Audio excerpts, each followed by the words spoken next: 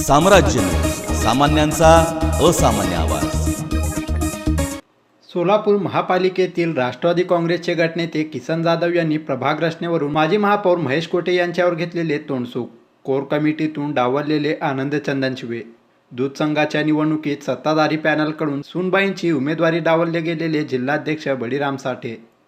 माजी आमदार राजन पाटील व कार्याध्यक्ष उमेश पाटील यांच्यात रंगलेले गटबाजीचे राजकारण. यामुळे सोलापूर शहर व जिल्ह्याची राष्ट्रवादी अस्वस्थ आहे. अस्वस्थ राष्ट्रवादीचा कानोसा घेण्यासाठी प्रदेशाध्यक्ष तथा जलसंपदा मंत्री जयंत पाटील हे सोमवारी आणि मंगळवारी सोलापूर शहर जिल्ह्याच्या दौऱ्यावर येत आहेत. संवाद कार्यकर्त्यांशी, पक्षाच्या केंद्रबिंदूशी ही टॅगलाईन घेऊन प्रदेशाध्यक्ष जयंत पाटील यांनी परिवार संवाद साधत राज्यातील विविध जिल्ह्यांचे दौरे केले आहेत. सोलापूरच्या दौऱ्यासाठी अखेर मुहूर्त मिळाला आहे. प्रदेशाध्यक्ष पाटील यांचा सोमवारचा दौरा सांगोल्यातून सुरू होऊन माळशिरस, माळा, करमाळा, मोहोळ हे तालुके करत सोमवारी रात्री सोलापुरात पोहोचणार असल्याचे समजते.